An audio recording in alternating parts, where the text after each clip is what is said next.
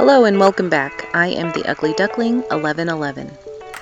Do you roll your eyes when you hear the word meditation? Because I've pissed off a few people with this word. They accuse me of trying to push this practice onto them. And I certainly didn't feel like I was doing this. It's never my intention to force information onto people. I think I just got so excited about what I was learning, I did want to share it with the people closest to me. It was another hard lesson learned. It forced me to recognize that 1, the truth pisses people off when they're not ready for it. And 2, when someone wants to learn about something, they'll initiate it. They'll seek that information out on their own. Which is how I found myself here on YouTube. It's a great place to leave my hard-learned and hard-earned information for anyone interested. So let me ask you something. Do you suddenly stop in the beginning, middle, or end of your day and take a pause to pay attention to how you're breathing? Do you take the time to inhale all of the oxygen that you can, hold it in, letting that oxygen make its way through your organs, expand through your entire body, your spine, into your mind, neck, shoulders, arms and hands, stomach, back, hips and legs. And then on your exhale, release all of CO2, toxins, and stress that has been trapped in all of those same places? If you answered yes, congratulations. You are doing a great service to your body. If you answered no, then please stick around and allow me to explain why this practice is for every body. When we begin seeking truth in our lives, asking deep questions, and wanting to know who we really are, many of us arrive here at this word. There are thousands of definitions and explanations out there, and it can be overwhelming trying to get more information on it. If you're not at a place of deep questioning, but people are always irritating you with this word, then I'm glad you found yourself here, and I hope you'll stay to hear what I have to say. Like you, I always heard this word but never fully understood the purpose. I thought it was for Buddhists, monks, spiritual people trying to connect with unseen forces or deities. I began practicing meditation because those that were inspiring me on YouTube in how to become a happier person all practiced it. They gave their explanations and definitions, which made a lot of sense for my own personal growth. So I began opening up to the idea. When I did begin this practice, I started off as a closet meditator, like literally and metaphorically. I didn't want to tell anyone, not even my husband, because I was afraid of being shamed or looked at differently. So I did it when I could sneak away and hide in my closet. It was so incredibly difficult when I began. My mind was wild, loud, all over the place. I was anxious that someone would come in looking for me. I had a hard time keeping my eyes closed. My legs fell asleep. My back ached. And I thought I was supposed to be trying to connect with something out of the ordinary. My breath was shaky, and it was difficult to breathe deep into my lungs and gut. If this is your first time here, I explain throughout my videos that I have an insatiable curiosity.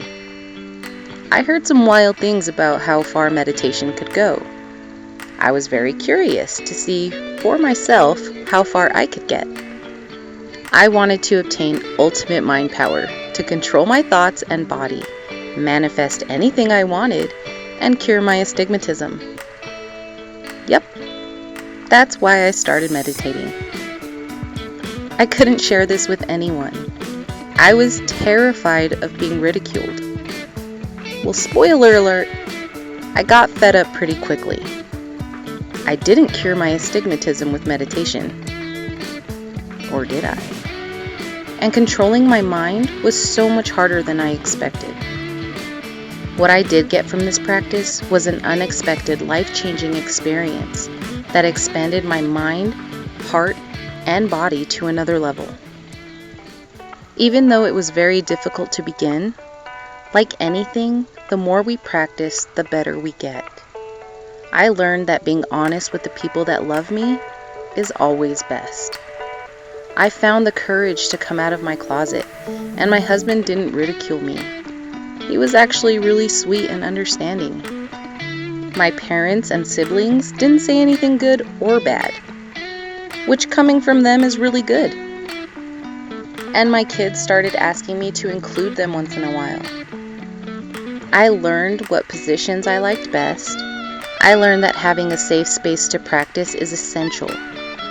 Listening to calming music and/or binaural beats with headphones on is a game changer when you're just starting out, and so is wearing eye covers. I learned that I didn't have to try to do anything special or to see anything out of the ordinary to be meditating.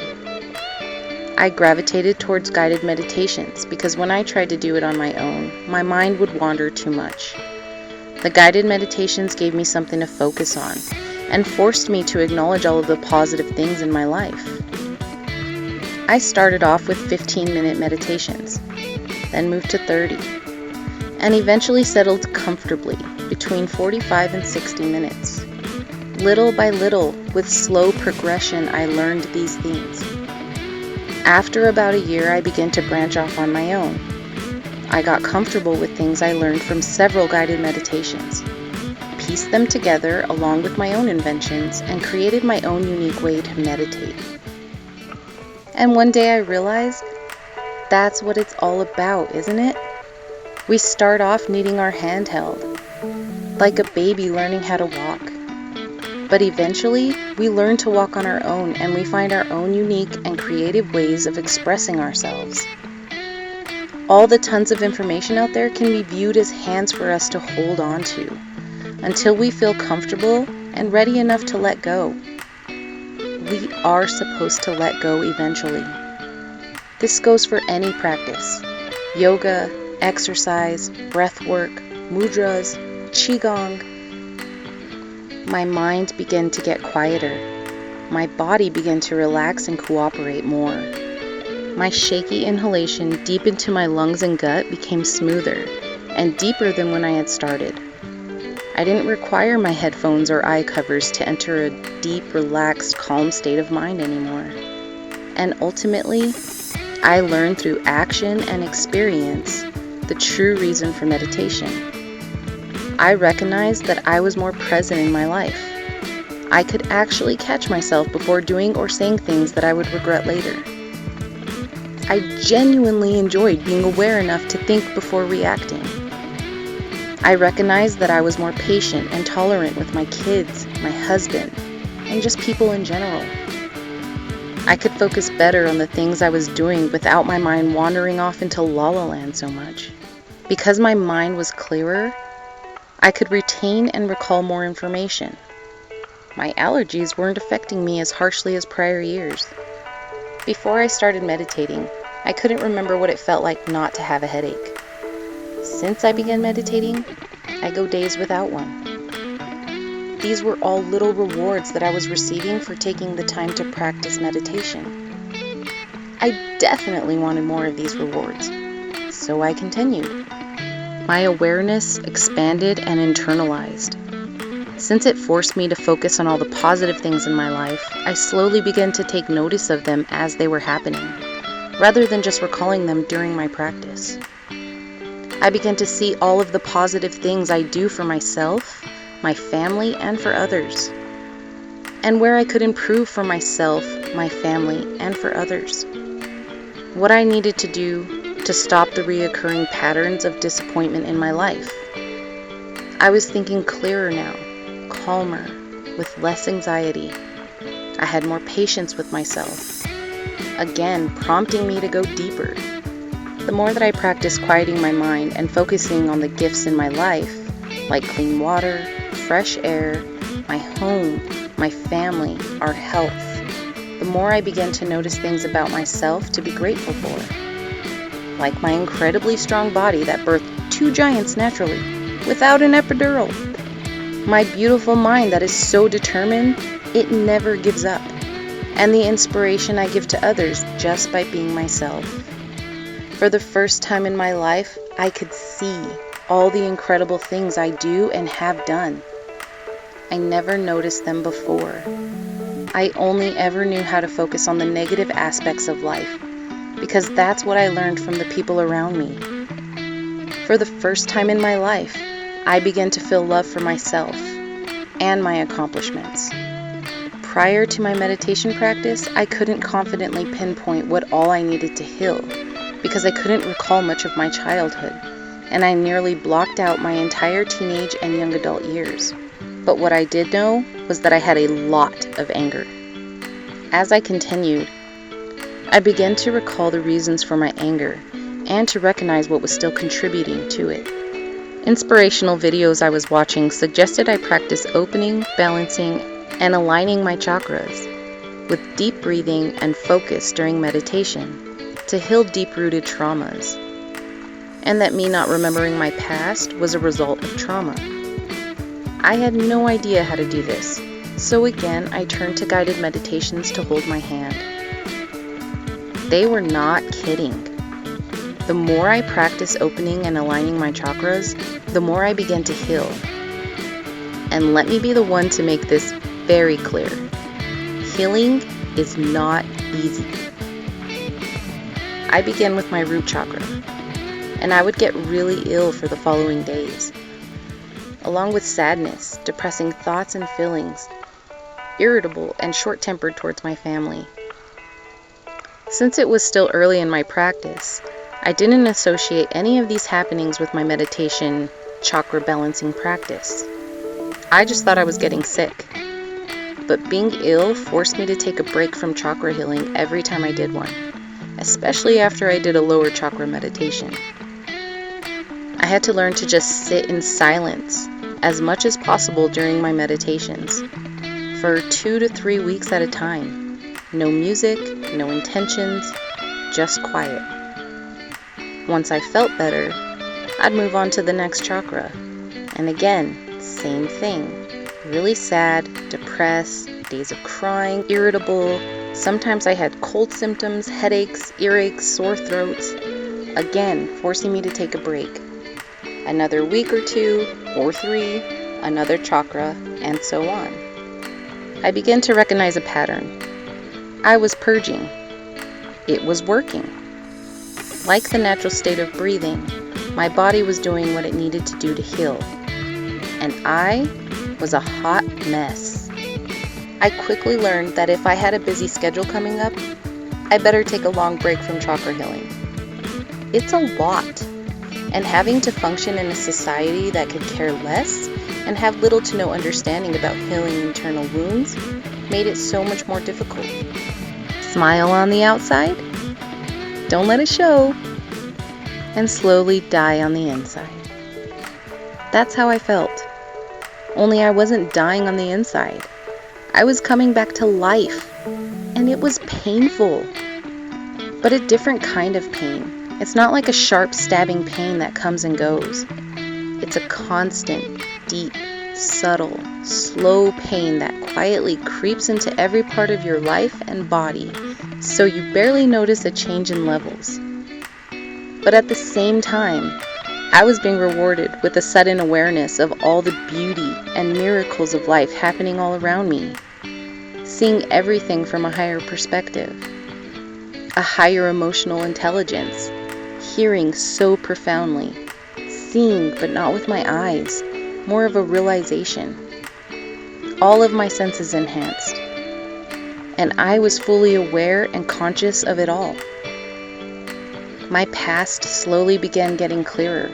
Memories from my past would randomly pop in and out from a certain smell or sound.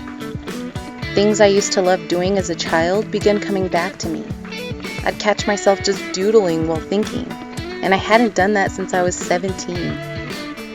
I began writing again and finding small joys that make me excited for life.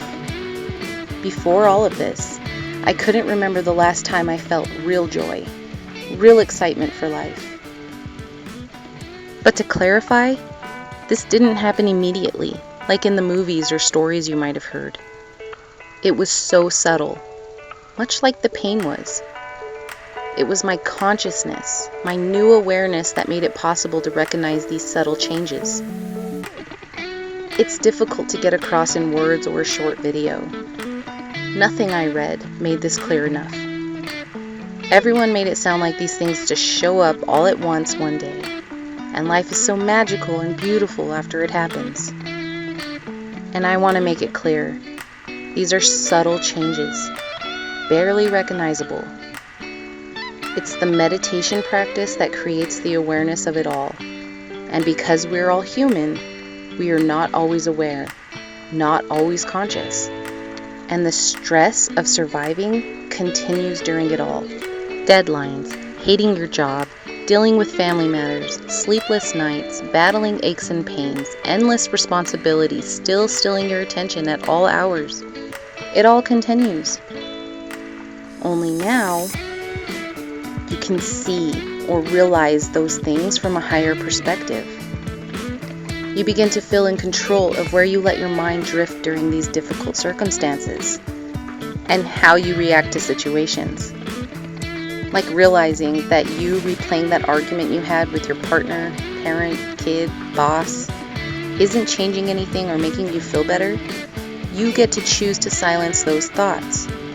Practicing meditation gives you the power to do this. When we practice quieting our minds on a daily basis, we tend to get the hang of it, and we can use it whenever we need to or want to, which is especially helpful during these difficult times. This is the reason for practicing. Practice equals better. Not perfect, just better. The more we practice, the better we get. And I recognize that this practice was helping me control my thoughts from going to the dark places it was so accustomed to returning to. It was making it possible to calm my mind when bad things were happening. I was never very good at predicting the future, but that didn't stop me from trying. Also known as expectations. This word is a giant contributor to my anger. In my past, I expected the worst. I thought I had to, for survival. Because if I let myself only think positively, I would be absolutely crushed when it didn't go as positively as I expected. My heart couldn't take the pain. And because I was unconscious and unable to control my thoughts and emotions, my mind did what it needed to do to keep me alive. I would hope for the best, but expect and prepare for the worst. Realizing this now, I can honor my mind for being so amazing and doing what it had to do to keep me alive. Thanks to meditation, I am now capable of taking back control consciously, no matter what happens outside of me or what scenarios I find myself in. Negative or positive, I am consciously aware of what I can control, which is my reaction to it all. My best friend leaving my life because we don't see eye to eye anymore is out of my control. But my reaction to this is something I can control. And because I practice meditation, I have the tools I need to control my thoughts and emotions in a positive way. Hoping that we'll meet again in the future and they'll have a new understanding. But accepting that we learned whatever we needed to from each other, and our paths are now going in different directions. This acceptance of what is or isn't allows me to let it go and to continue living my life without the burden of overbearing emotions or thoughts haunting my mind and creating sleepless nights and bad days. This is why I meditate and why I think everybody should. It creates inner peace, and what we are on the inside, we become on the outside. Meditation gives us the tools we need to control our reactions to the events happening outside of our control. I hope this video inspired you and opened your mind to the idea of meditation, because it really is for everybody. Thanks for hanging out with me. If you did enjoy this video, drop me a like. And if you're already hungry for my next B.L.T, then hit that subscribe button. Catch you next time. Peace and love.